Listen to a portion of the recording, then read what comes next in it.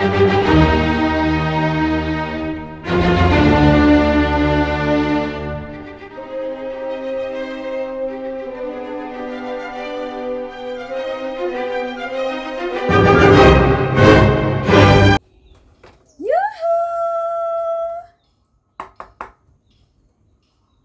home? Semoga kita disinari oleh kasih dan cinta. Selamat datang di channelku ini buat kamu yang pertama kali terdampar di YouTubeku ini, dan buat kamu yang sudah terdampar dan merasa you welcome ya. Terima kasih banget sudah mensubscribe dan like, apapun itu, sudah memberikan komentar buat aku. Oke, semoga kita semua selalu bahagia, selalu sehat ya, apalagi dalam kondisi pandemi saat ini. Tapi tahu dong ya, di mana di dunia maya ini kita masih, perhatian kita itu masih terpusat oleh sebuah peristiwa yang terjadi di Subang, ya kan? Padahal ada loh peristiwa-peristiwa lain yang terjadi, tetapi karena nggak tahu ya, karena memang aku melihat dan merasakan sendiri bahwa kasus di Subang ini benar-benar menguras emosi seperti itu ya. Jadi akhirnya peristiwa-peristiwa lain yang terjadi seperti pembunuhan lah, pemerkosaan terhadap gadis kecil sampai tewas, itu kayaknya lewat gitu aja ya. Padahal itu juga butuh banget untuk diberikan sebuah atensi, sebuah perhatian ya. Tapi anyway, oke, aku akan memprediksi atau membaca sebuah emosi ya dari hubungan almarhumah Ibu Tuti dan Ibu Mimin ya. Sekali lagi, dalam kasus ini sebaiknya mari kita buang semua kecurigaan ya, semua ketidaksukaan. Karena apa sih? Karena kita tahu ya semuanya bahwa Bu Mimin ini kan adalah orang kedua dari, atau istilahnya istri kedua dari Bapak Yosef, yang pastinya kita atau masyarakat ini sudah mengkait-kaitkan hubungan atau peristiwa ini yang terjadi ini dengan Ibu Mimin, kan begitu ya. Nah, jadi mari kita tetap menghargai asas praduga tidak bersalah, agar apa yang aku sampaikan ini adalah penyampaian yang objektif, bukan subjektif. Oke? Jadi aku pun di sini akan berusaha netral ya, karena tidak ada satu kepentingan apapun buat aku untuk membuat video ini, kecuali aku pengen sekali untuk sebenarnya sedikit membantu ya dalam urusan ini gitu loh, agar cepat kelar ya. Karena aku lihat dalam prosesnya ini nanti, dan aku sudah membuat videonya, bahwa memang ada kesulitan-kesulitan sendiri gitu dari pihak penyelidik, kepolisian ya, bahkan dari tes kebohongan atau lie detector itu masih ada sesuatu yang slow motion seperti itu. Oke, kalian penasaran kan? Sebelumnya, ayo aku tungguin pokoknya, karena Bang YouTube itu bilang sama aku, Madam Suki, itu penonton kamu ya, mereka itu nggak subscribe ya, mereka itu hanya maunya lewat gitu aja ngelihat gitu. Jadi ayo dong ya, kalian itu loh udah nggak buat ininya, videonya ya kan. Nah, ada netizen yang gini yang baru ingat aku, itu bicaranya sama gerakan ucapannya itu tidak sama ya kan. Pokoknya ada aja ya kan. Kalau kita memang istilahnya gini deh ya, netizen itu selalu maha benar deh ya. Ya udahlah, terserah kalian. Jadi anyway, aku cuma mau mengingatkan sekali lagi, silahkan untuk subscribe. Jangan lupa itu kan ada tombol ya, ada tombol di lonceng itu, kalian tekan ya, yai tekan ya. Nah, jadi ketika nanti aku membuat video ya, kamu tuh nggak usah nyari-nyari gitu loh, langsung ada pemberitahuan ya kan, sehingga gimana ya, jiwamu itu akan meronta-ronta untuk datang ke aku, itu maksudnya. Oke, terima kasih untuk itu semua ya, terima kasih untuk kebaikan hati kalian ya. Karena apa, dengan begitu kalian itu bisa untuk apa ya, istilahnya mensupport aku gitu loh, supaya aku tuh lebih lebih senang lagi untuk bikin video ya kan. Tetapi buat kamu yang aduh itu anu ya, itu kebanyakan cincong atau apalah, bertele-tele, atau too much speak, too much talking, atau ribet banget, ya nggak apa-apa Cin, hidup itu kan adalah pilihan, kalian boleh langsung tit pindah deh ke channel sebelah ya kan. Jadi this is my style ya kan. Nah, karena aku juga kebetulan adalah seorang penulis, nah, aku punya 3 buku ya, 3 buku. Ada salah satu buku aku judulnya Simbo, itu pernah bestseller loh. Bangga kan aku.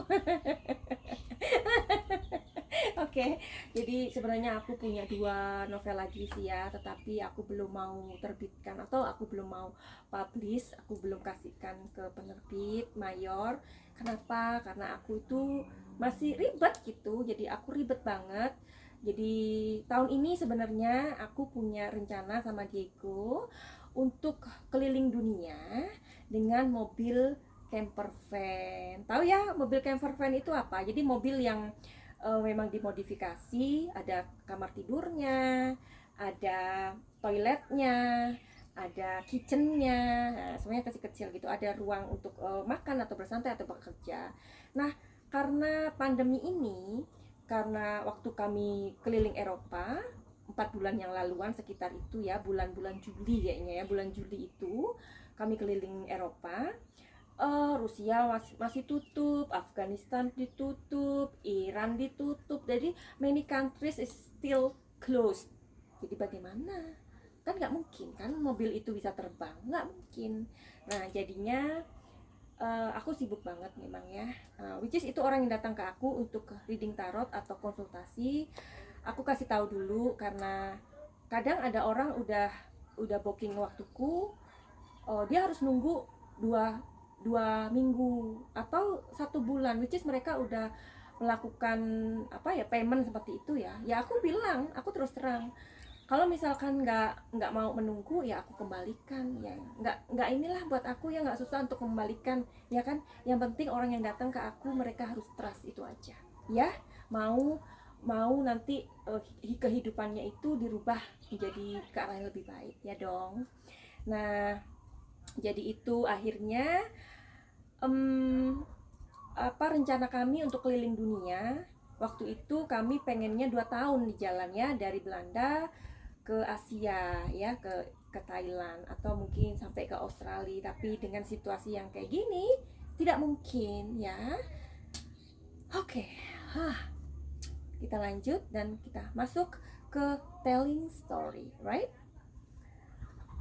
Sebelumnya tadi aku udah permisi, sudah memberikan sebuah doa kepada almarhumah Ibu Tuti agar beliau mengizinkan aku melihat perasaan atau emosinya pada saat beliau hidup ya. Nah, jadi aku sudah minta izin kepada beliau.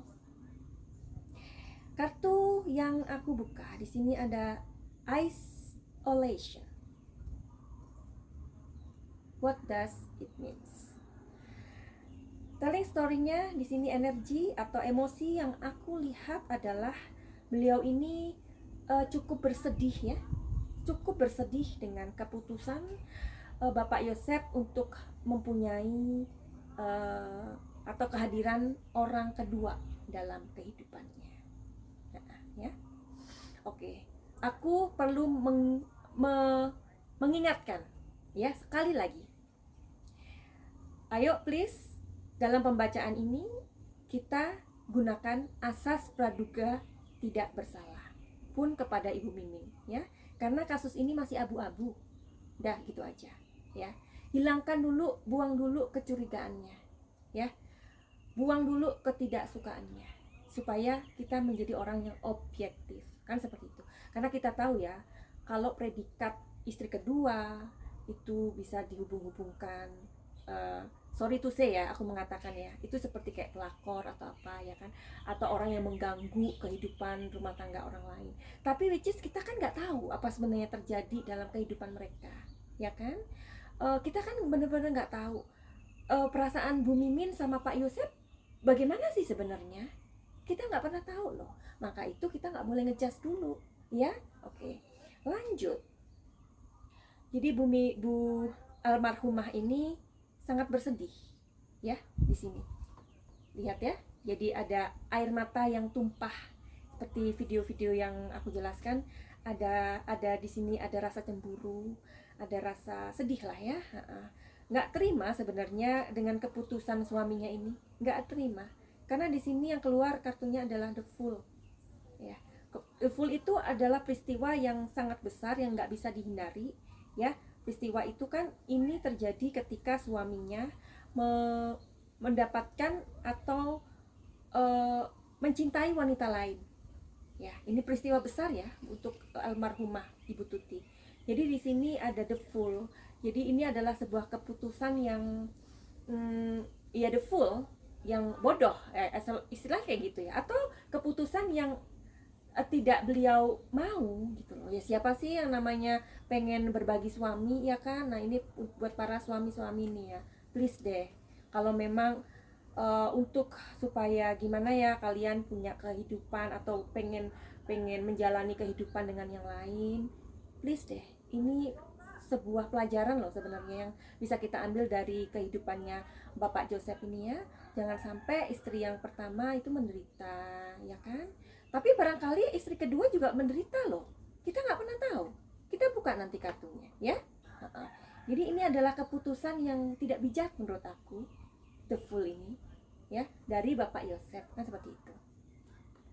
Karena di sini ada conditioning, ya. Energi yang aku baca di sini atau emosi yang aku baca di sini adalah keputusan itu benar-benar membuat ibu almarhumah Ibu Tuti ini tidak bisa untuk menentang.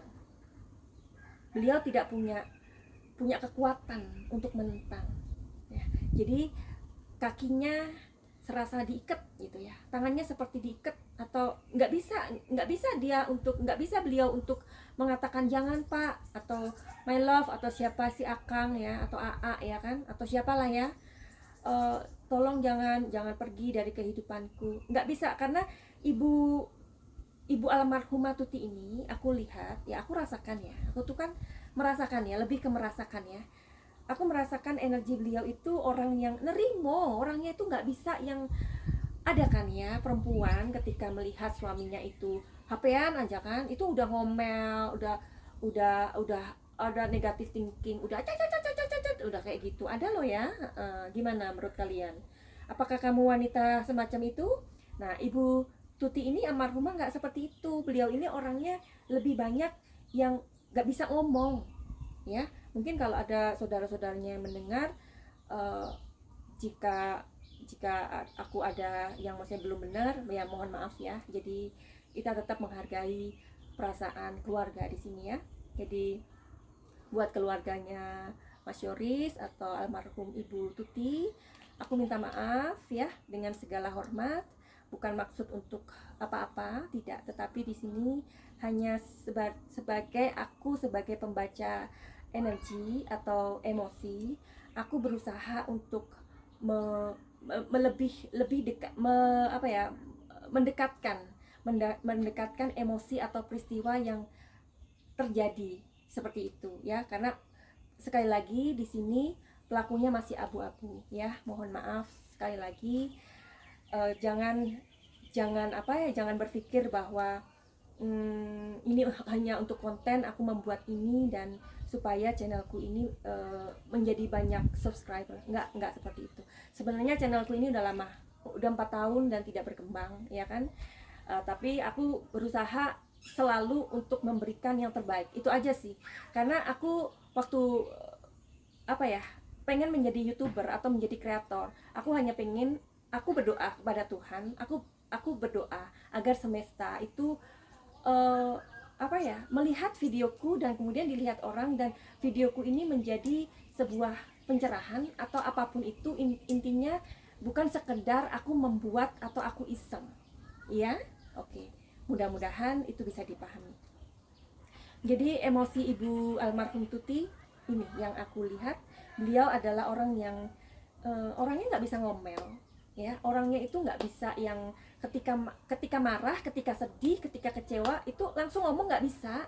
Lebih banyak menahan, ya. Ini almarhum Ibu Tuti.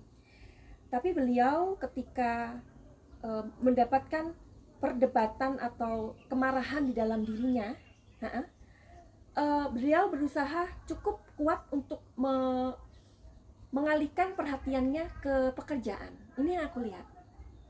Beliau lebih fokus kepada pekerjaan beliau, anak-anak beliau, dan lingkungan beliau, ya.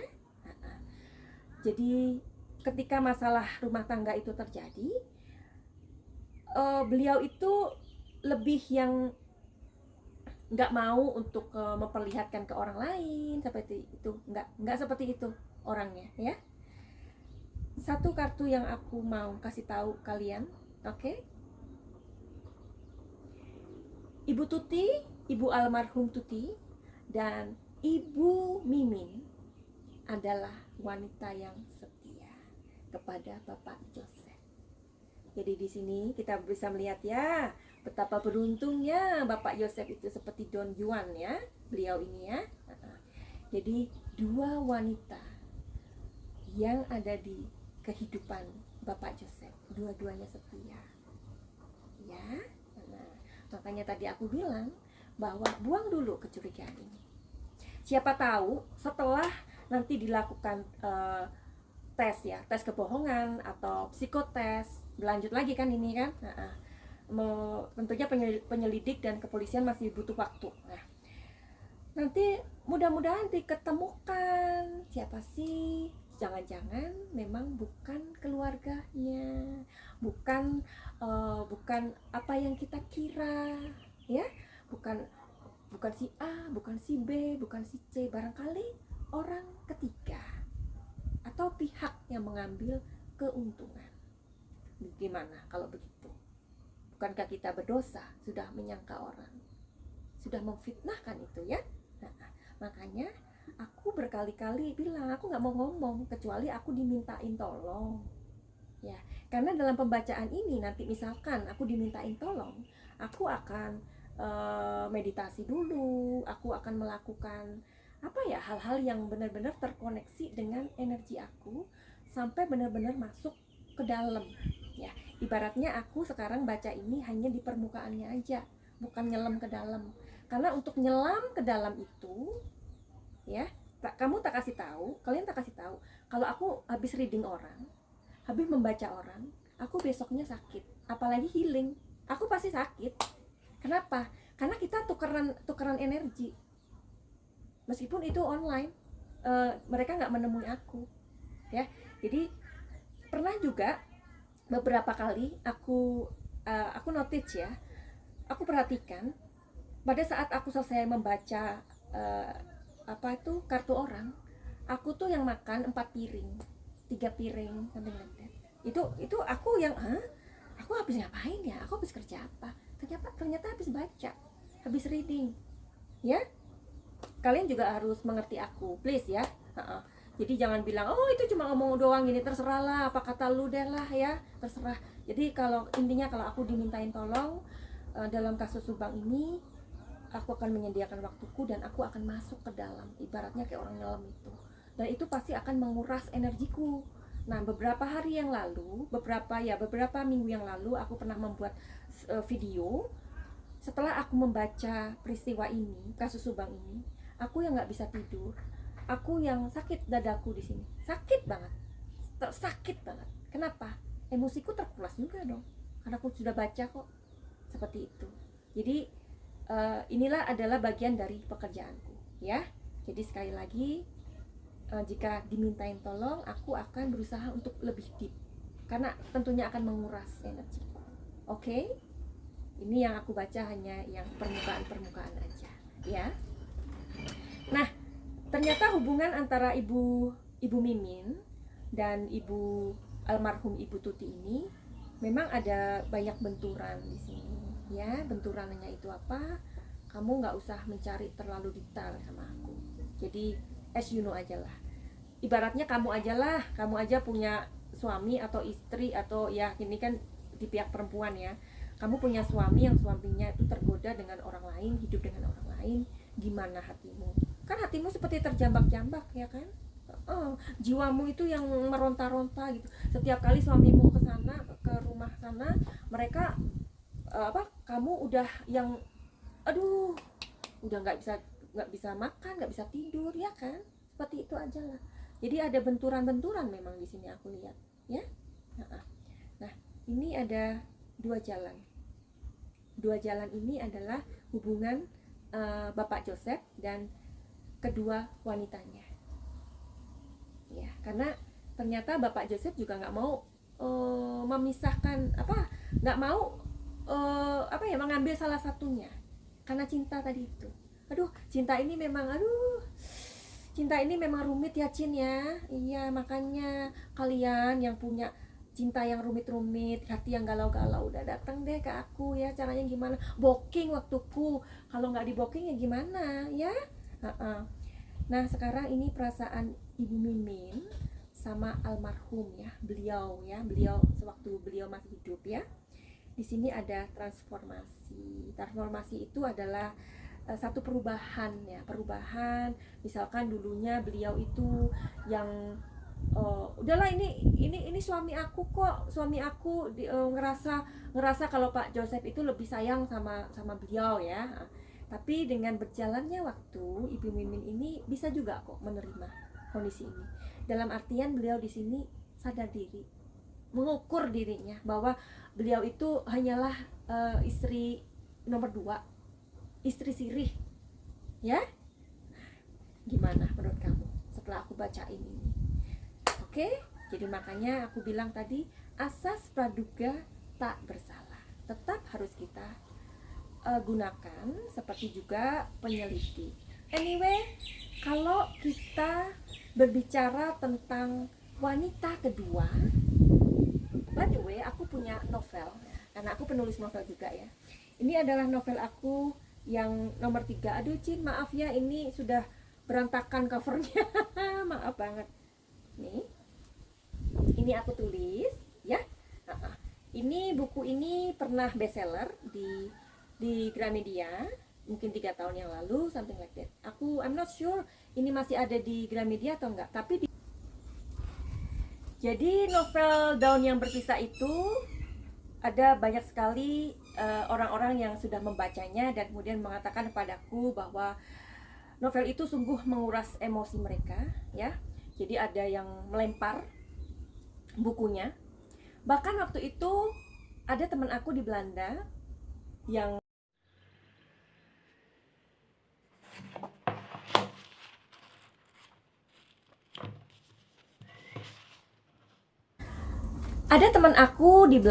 yang dia kebetulan membaca buku aku itu atau novel aku Daun yang Berkisah itu. Kemudian dia nggak mau menyapa aku. Jadi aku ini nggak mau disapa. Dia nggak mau menyapa aku. Aku nggak tahu aku tuh salah apa ya. Aku tuh salah apa sih kok sampai seperti itu. Ternyata setelah seminggu kemudian dia nyapa aku, halo Suki, katanya gitu. Maaf banget ya, waktu itu aku nggak mau nyapa kamu. Kenapa? Aku bilang, apa aku punya salah? Kalau aku punya salah, aku minta maaf. Aku bilang gitu. Ya dong ya, kita itu kan sebagai makhluk sosial, kita itu kadang ada hal-hal yang kita itu nggak kita sadarin, dari ucapan kita, dari sikap kita itu melukai orang kan, seperti itu. Jadi aku bilang, emang aku salah apa? Enggak ada salah, tetapi aku lagi emosi pas baca novel kamu itu Daun yang Berkisah. Itu kamu kok gitu banget sih? Kamu itu menceritakan Arini itu sampai kayak terzolimi banget. Kamu tahu nggak? Novel Daun yang Berkisah itu adalah novel yang aku buat itu berdasarkan kisah nyata. Nah, jadi ceritanya waktu itu aku selesai syuting. Jadi aku tuh dulu pernah nyicip-nyicip gitu ya di dunia sinetron seperti itu. Jadi waktu itu aku pulang syuting, ada seseorang yang menemui aku, seorang ibu namanya Arini, udah sebut aja Arini ya, karena ditulisnya di buku, di novel itu Arini gitu. Nah, Ibu Arini itu menceritakan bahwa beliau itu mempunyai suami yang sepertinya punya kelainan dalam kepribadian ya. Kamu boleh telusuri video aku yang sebelumnya, ada kepribadian yang aneh-aneh itu ya.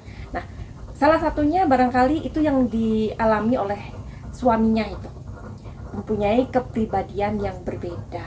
Nah, akhirnya si laki-laki ini, si suaminya ini, singkat cerita si Ervan ini menikahi wanita lain ya, namanya Dinda. Nah, si Dinda ini adalah orang yang pernah loh dibantu sama si Arini ini, bahkan dianggap sebagai adiknya sendiri ya. Ini kita masuk ke telling story, namanya telling story ya. Jadi kalau udah bosan, udah cut gitu aja lah ya. Yang masih mau dengar, ya terima kasih. Nah, jadi si Ervan ini kemudian mengambil Dinda untuk menjadi istrinya ya. Si Arini ini pasti kan terluka sebagai istri pertama ya kan, tapi dia karena rasa cinta itu kan, love is blind. Nah, itu tadi. Jadi akhirnya dengan segala ketidakberdayaannya atau karena cinta itu membuat dia buta, akhirnya dia menerima Ervan, which is Ervan sudah memiliki wanita lain. Singkat cerita, terjadi sebuah perdebatan atau pertengkaran pada saat itu, di mana akhirnya Dinda datang ya kepada Arini dan menyilet wajahnya. Ini true story loh ya. Jadi aku menulisnya di novel aku. Kalau kamu berminat untuk mempunyai novel-novelku, kalian bisa order ya. 3 novelku itu bisa diorder di ini ya, di nomor yang nanti aku kasih tahu. Oke, aku rasa begitu aja dulu ya. Jadi buat kalian yang punya masalah, khususnya dengan masalah dengan emosi-emosi kalian yang gak jelas itu, silahkan datang ke aku. Terlebih dahulu kalian harus reading tarot ya. Kemudian aku bisa tahu emosi kamu itu yang harus diperbaiki, emosi seperti ini. Kenapa sih kita harus memperbaiki emosi kita? Kadang banyak orang yang tidak mengenal emosinya seperti itu. Nah, sedangkan emosi itu adalah sebuah kekuatan di dalam diri manusia yang bisa menghancurkan kita ya. Kalau emosi itu tidak bisa kamu kenali, contohnya aja kayak misalkan orang yang sakit jantung koroner. Penyakit itu dari mana? Nah, jantung koroner itu adalah penyakit yang disebabkan oleh emosi. Kenapa? Karena dia itu sering khawatir gitu loh, sering khawatir. Jadi ketika dia khawatir atau dia marah ya, salah satunya itu jantungnya itu berdetaknya itu kenceng banget. Nah, jadi ada orang yang sering sedih ya, sedihnya itu sampai akhirnya menjadi satu keluhan.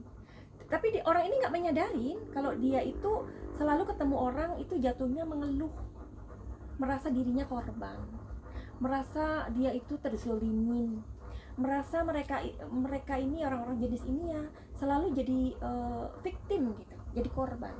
Nah, setelah nanti diteliti atau ditelusuri, ternyata dia itu sakitnya atau emosinya itu sedih.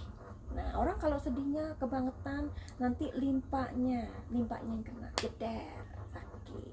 Nah, jadi lebih baik kita mengenali emosi kita. Jadi kamu yang mempunyai masalah, silakan datang sama aku. Kayaknya gitu aja deh ya. Nanti kita sambung lagi ke video yang berikutnya. Kasih tahu aku video apa yang mau aku buat di sini. Oke? Sekali lagi terima kasih buat kedatangannya, atau apapun itu kalian sudah datang ke sini dan kita mau cari ilmu bareng-bareng, kita mau belajar bareng-bareng. Oke, gitu aja. Finally, send love and light. Salam chat.